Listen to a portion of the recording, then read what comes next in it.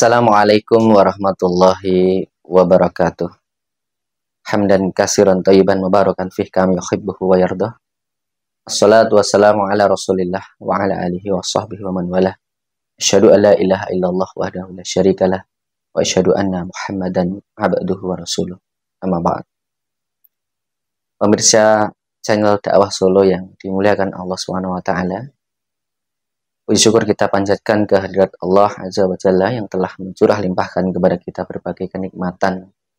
Di antaranya alhamdulillah kita dipertemukan di bulan suci Ramadan ini. Sebuah kesempatan yang istimewa. Semoga amal-amal ibadah kita semuanya diterima di sisi Allah Subhanahu wa taala dan kita mendapatkan limpahan barokah, rahmat dan ampunan dari sisi Allah Subhanahu wa taala. Pemirsa sekalian yang berbahagia, di momen bulan suci yang Ramadan ini ada baiknya kemudian kita gunakan juga untuk bermuhasabah, memperbaiki diri kita agar supaya kita lebih bertakwa kepada Allah Subhanahu wa taala. Sebagaimana goal dari puasa Ramadan ini adalah agar kita menjadi orang yang bertakwa, la'alakum tattaqun. Nah, jamaah sekalian yang dimuliakan Allah Subhanahu wa taala, entah disadari atau tidak, ada salah satu paham atau pemikiran yang bisa kemudian mengotori ketakwaan kita kepada Allah Subhanahu wa taala, yang saat ini memang menggejala, menjadi fenomena di tengah-tengah kaum muslimin.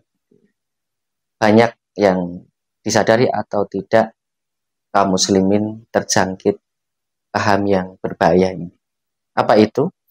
Yakni paham sekulerisme yang memiliki pandangan bahwa Islam tidak diperbolehkan untuk mengatur kehidupan publik, ya, tapi hanya boleh mengatur urusan ritual maupun spiritual. Nah, pemirsa sekalian yang berbahagia, sekulerisme ini sebenarnya lahir dari mana sih? Sejarahnya itu kemudian saat ini menjadi tren di tengah-tengah masyarakat. Secara singkat, jadi sejarah dari sekulerisme ini lahir dari peradaban Barat, Eropa tepatnya. Waktu itu ketika di abad pertengahan, Eropa berada di dalam masa kegelapan atau the Dark Age, ya, di mana saat itu Eropa menggunakan doktrin gereja yang digunakan untuk mengatur kehidupan masyarakat sehingga masyarakat dalam kondisi gelap, ya, keterbelakangan, pokoknya sangat terpuruk seperti itu. Nah, pemirsa sekalian yang dirahmati Allah Subhanahu wa taala, apa sih yang mendorong atau melatar belakangi kemudian lahir sekulerisme dari peradaban Barat ini? Disebutkan oleh para pemikir Islam setidaknya ada 3 hal. Yang pertama itu adalah karena masalah ketuhanan. Jadi masa itu di Eropa itu terjadi benturan, ya, tentang prinsip ketuhanan yang sangat luar biasa sehingga menimbulkan kegoncangan, perpecahan di tengah-tengah masyarakat gitu ya. Yakni salah satu kegoncangan itu adanya paham yang namanya monoteisme dan juga trinitas, ya, yang kemudian kita trinitas seperti itu. Ada satu kubu itu yang punya pandangan monoteisme, artinya Tuhan itu ya satu, ya.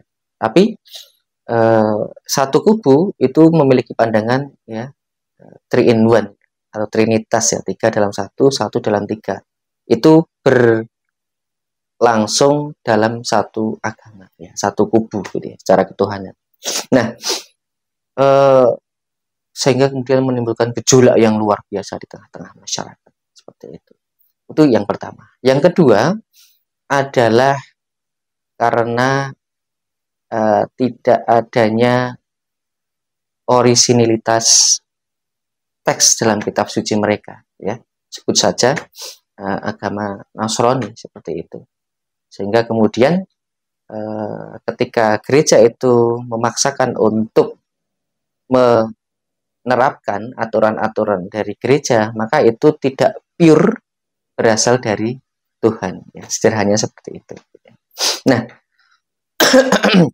yang ketiga, faktor yang mendorong lahirnya sekularisme adalah adanya traumatik sejarah.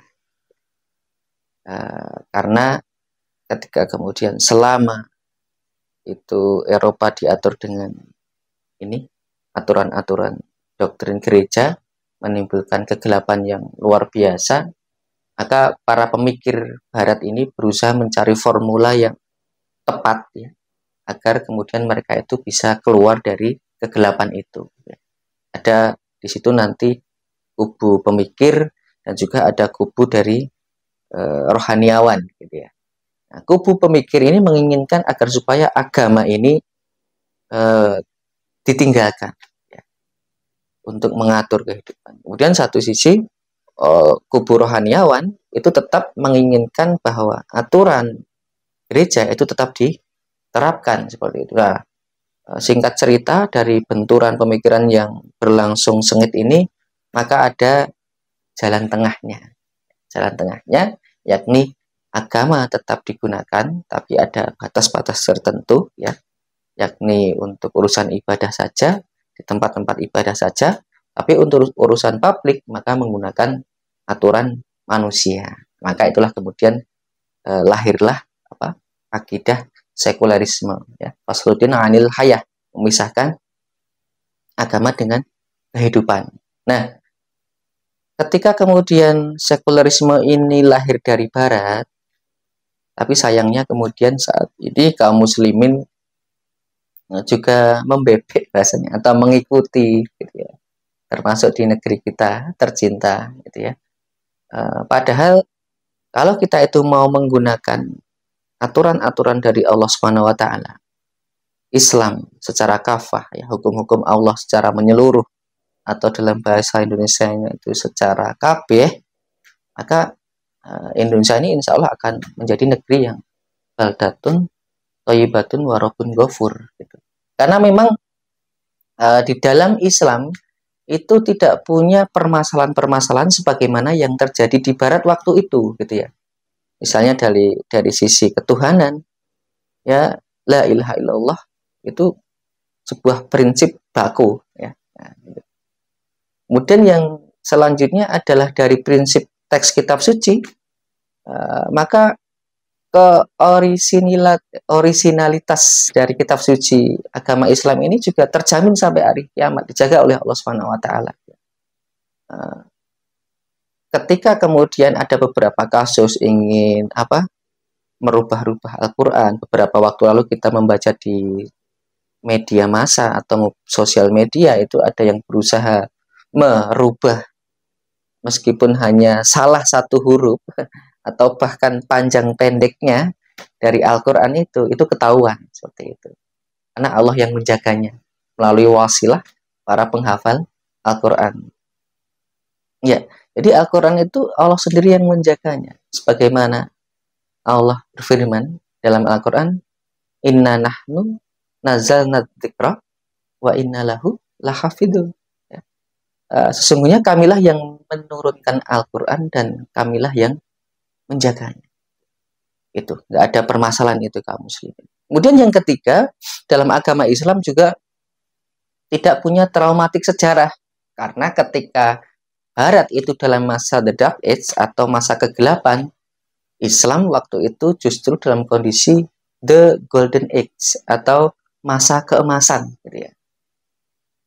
Ya, bahkan ketika masa keemasan ini bisa dikatakan bahkan juga diakui oleh orang-orang Barat sendiri, sejatinya kemajuan Barat khususnya sains dan teknologi ini ya kaum muslim Islamlah yang membidani mereka gitu ya. Apa kemudian yang melatar belakangi kemudian ada transformasi kemajuan dari Islam ke Barat ini, diantaranya diakibatkan faktor interaksi ya antara orang-orang Barat dengan kaum muslimin, diantaranya interaksi ketika kemudian kaum muslimin itu berhasil menaklukkan Spanyol waktu itu.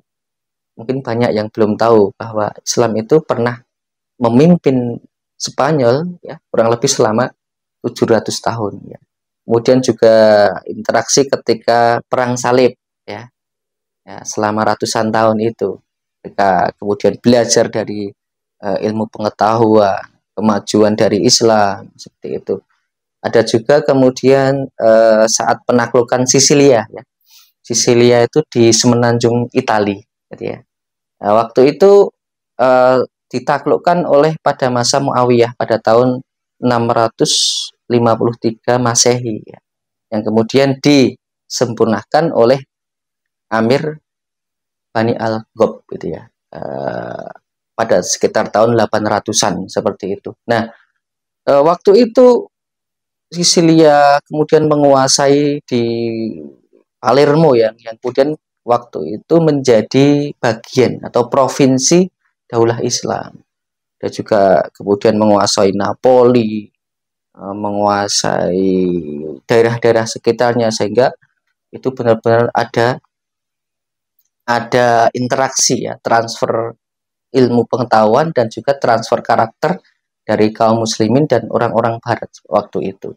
Dan juga faktor yang lainnya adalah karena memang Islam ini sifatnya kan inklusif ya, terbuka untuk kemaslahatan bersama, bukan hanya muslim tapi non muslim. Jadi ketika kemudian Daulah Islam ini mendirikan universitas-universitas Islam, maka juga para pelajar, mahasiswa dari orang-orang barat yang notabene itu beragama lain, itu juga menimba ilmu di umat Islam, universitas Islam waktu itu, sehingga kemudian transfer ilmu, transfer karakter ini terus berkelangsungan, sehingga kemudian waktu itu benar-benar Islam itu menjadi mercusuar peradaban dunia. Kalau sekarang ini kan mercusuar peradaban dunia kan barat ya, sehingga apa-apa yang menjadi tren atau kemudian kiblat itu adalah barat ya. Dulu ketika Islam berkuasa ya kiblatnya itu adalah Islam dan kaum muslimin. Bahkan raja-raja Eropa, salah satunya itu adalah Raja Roger II, itu mendapatkan gelar apa? Half Hitler King atau raja setengah kafir. Artinya agamanya masih kafir, tetapi dia itu menggunakan busana jubah ya, gamis ala Islami seperti itu. Kemudian bahasa itu yang tren juga bahasa Arab ya, budaya, seni dan seterusnya itu. Kalau orang-orang Barat itu yang menjadi kiblatnya itu ya kaum muslimin. Bahkan masih ada itu sekarang itu di Museum Prancis itu ada lukisan Bunda Maria yang menggunakan selendang ini, selendang yang bertuliskan La ilaha illallah Muhammadur Rasulullah. Itu setelah diteliti oleh para sejarawan, itu bukan berarti bahwa pelukisnya itu adalah muslim gitu. Tapi karena memang yang menjadi tren waktu itu adalah tulisan, seni, khat itu ya, dan juga bahasa itu adalah bahasa Arab, maka mereka juga menggunakan hal-hal yang kekhasan Islam, termasuk sekarang ini ya, yang ngetren itu Barat, kemudian yang menjadi bahasa utamanya itu Inggris ya, misalnya kita menggunakan kaos apa ya, tulisan bahasa Inggris itu kelihatan keren ya, meskipun tidak tahu artinya.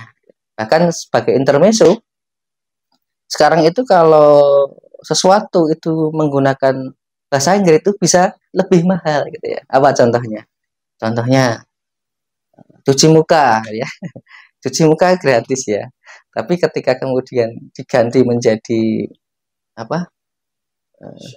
Facial ya, menjadi lebih mahal. Kemudian potong kuku ya. Pedicure ya.